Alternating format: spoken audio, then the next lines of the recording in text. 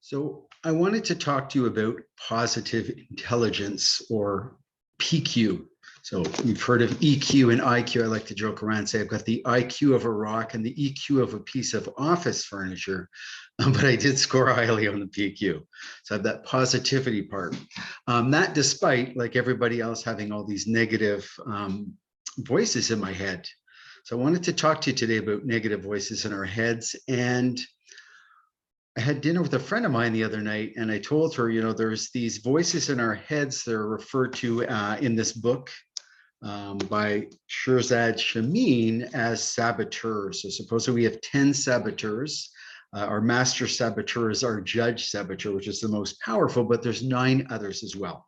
I'd like to share those 9 with you later on, but I told her that I'm going to hunch her. I can hunch what hers is, and I'm almost, although I don't like, I don't believe in perfectionism. I don't believe in always being right. I'm pretty sure I've got her nailed down that she's this. This is one of the saboteurs that talks to her a lot. So I want to share with that concept with you. In my book, Mondays Don't Have to Suck: How Small Changes Can Make a Difference.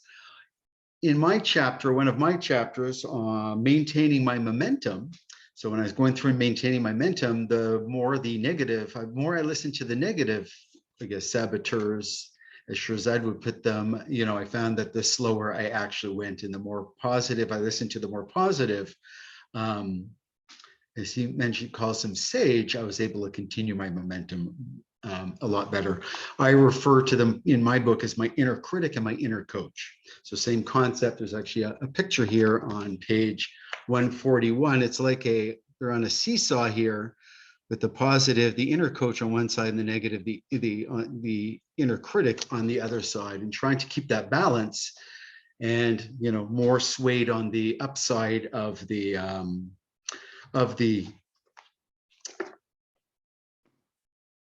that whatever the thing is that goes up and down, which the seesaw, there you go, I remember it now. So, and I guess with my PQ score, I'm able to keep myself more positive and on the upside. So very quickly, what I propose doing here is, and again, if you would like to do the book, here's the book again. It's Positive Intelligence by Shirzad Shamin. I actually took a positivity course with one of my fellow coaches this past summer. So there actually is a course that's out there as well that you can actually take, or you can take the book as well. So it actually works in really well with another book that I'm actually writing right now, which is The Midlife Entrepreneur from A to Z. It's all a matter of mindset. So as I set out on my journey to become a midlife entrepreneur, one of the mindsets that I found that is very helpful to me is a positive mindset. It can get pretty darn scary and frustrating out there, as I'm learning. Starting up a business takes a lot of positivity. So part of the reason as well that I'm so interested in positivity, and I'm pretty sure that as far as mindsets go, P for positivity is going to work its way into this book. So what I propose to do here is there's actually a self-assessment you can take too. So I'll leave you with the website to go take the self-assessment to find out what your inner saboteurs are. And I'm going to put this video and the link on my website as well. But what I thought I'd do is I'm actually going to read really quickly. I'm going to go through the different saboteurs with you. If you want to grab, listen in for a little bit. You can see if you can identify what yours are as well. When you take the self-assessment, you'll actually come out with a score. It's going to identify which ones you identify the most with. I'll share what my score was as I go through these, and then I'm going to hunch the beautiful woman that is having the dinner with me, who's a very close friend of mine. So I'm going to hunch her as well, and I think I might even hunch my daughter. I think I saw her in here somewhere. Are you ready? Here we go. The 9. I'm just going to go through a little bit. I'll go through a description of each one and just a couple of other pointers. So the avoider, saboteur number 1. The description: a focus on the positive and pleasant in an extreme way, an avoidance of difficult and unpleasant tasks and conflicts. So that's the avoider. And an impact on self and others: what is avoided doesn't go away and festers. So I scored a 7.5 on that one. So that was pretty far up. And it I do have a tendency to overgo on the positive side and try and ignore all the negative stuff. And next thing you know, it does fester, and it is not a pleasant feeling. The avoider. Next up, the controller. Description. Anxiety-based need to take charge and control situations, bending people's actions to one's own will, results in high anxiety and impatience when that is not possible. So impact on self and others. The controller does get temporary results, but at the cost of others feeling control. The controller also generates a great deal of anxiety, since many things in work and life are ultimately not controllable. So I scored a 6.3 on that one. Next, the hyperachiever. Dependent on constant performance and achievement for self-respect and self-validation, highly focused on external success, leading to unsustainable workaholic tendencies and loss of touch with deeper emotional and relationship needs. Some of the feelings that the hyperachiever feels worthy mainly through accomplishment, may fear intimacy and vulnerability. Closeness with others might allow them to see imperfections. So I scored a 4.4 on that. Hyper-rational. Description. Intense and exclusive focus on the rational processing of everything, including relationships, can be perceived as cold, distant, and intellectually arrogant. Impact on self and or others intimidates less analytically minded people. Some people who know me are going to say, "Oh, Dave, you got a 10 on this," but no, I got a 5. Part of me is I'm such a feeling person that I really need to bring those thoughts and things to bring me structure. So I might sound hyper rational, but it's my Mr. Spock in me trying to keep the feelings out or under control. Next one, hyper vigilant. Continuous intense anxiety about all the dangers in life and a strong focus on what could go wrong. Vigilance that can never rest. So I scored a 0 on this one. Justification lies. Life is full of dangers. If I don't look out for them, who will? The pleaser. So I got a 7.5 on this one as well. I thought it would be higher. So yes, and oh, by the way, I'm sure you're listening right now. The woman who I was having dinner with, this is you. I'm maybe not a 10, but it's going to be right up there. This is my guess. I usually bet beers when I hunch people, but in this case, I'll bet you a green tea or something else on that. You know what? I am going to bet you beer because I like beer. You can have a green tea if I'm wrong. Pleaser. Description.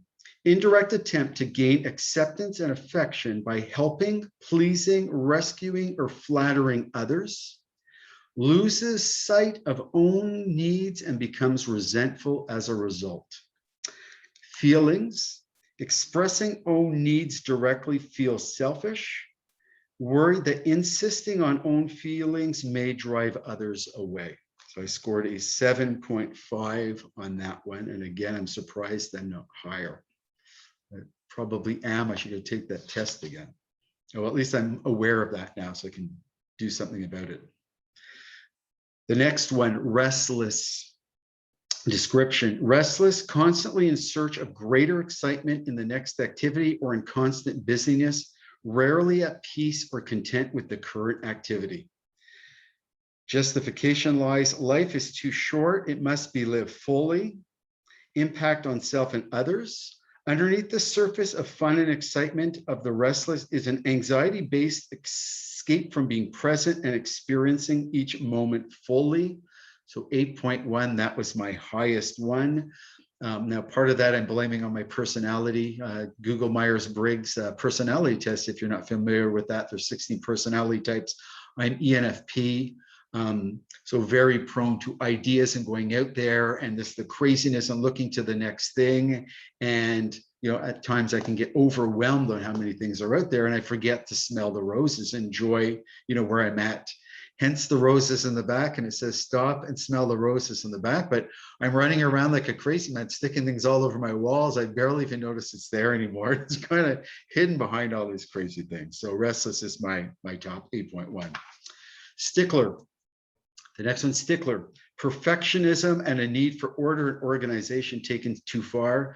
It just seems like most of the people I come across are perfectionists. Maybe it's where it's my background, right? I worked in consulting for one of the largest consulting firms in the world. I worked for Deloitte for a while, and all the professionals and all that. There's a lot of people out there who are sticklers and perfectionists. That's probably who I was hanging around with a lot. So perfectionist, and I think I'm hanging around another one a fair bit. I have a funny feeling. I haven't got my daughter to take this test yet. I'm going to try and encourage her to. My 15-year-old daughter, I think there's a little bit of her in here as well. Stickler, perfectionist. So these are the justification lies. I know how things should be done and must do the right thing. That's what these negative words are saying to these folks. Impact on self and others. It's a source of ongoing anxiety and frustration. Yikes. I scored a 0 on this. I think there might be a little, I definitely feel anxiety and frustration a lot as I go through with my business, but I don't think it's because I'm a perfectionist. I think there's other reasons behind my anxiety and my frustration. Maybe it's I'm trying to be too positive. I don't know. But there's others I need to explore and want to. And the last one is the victim. Again, I scored 0 on this one. Description, emotional and temperamental style to gain attention and affection, an extreme focus on internal feelings, particularly painful ones. Martyr streak. The martyr doesn't sound like much fun. So thoughts, so these are some of the thoughts that the victim will have. No one understands me. Poor me, terrible things always happen to me. Now remember, these are those negative voices in you, right? They're lying. All of these things that are being said about the perfection and the victim and being, all of these are lies that we're being told. And the feelings of somebody who's a victim dwells on envy and negative comparisons, impact on self and others, vitality wasted through focus on internal processing and brooding, backfires by pushing people away. So there you have it. So if you get a copy of the book, you can go back and read these yourselves, and you can take a look at that and have a better understanding of these saboteurs and what they're doing to you and how you can deal with it. And the sage part, which I haven't kind of covered off yet, which I should do a little video on that, is how you can use the power of your positivity to work on these saboteurs. You'll never get rid of them. Our brains are programmed for fear. They're programmed to talk to us all the time. So developing a mindset to be able to counter that, it's a lot of work. Like I took that course. I'm still working on it now, and it's a 1-year kind of program to work on coming up with a positive mindset to tune out those, as I call it, my inner critic, or as Shirzad calls it, your saboteurs. So again, I mentioned the site. I'll put this on my website when I have a chance. It's www.positiveintelligence.com. So if you want to go there, you can do the self-assessment. If you want to share some of your results back or discuss those, I'd love to hear what you're doing and how you're approaching that. And I'm going to continue to try and encourage other people to take it, including my 15-year-old daughter, Emily, and my 17-year-old son, Shane. And if his modus operandi, he's going to try and encourage his girlfriend to take it. So there you go. Thanks. Enjoy this beautiful day. Take care.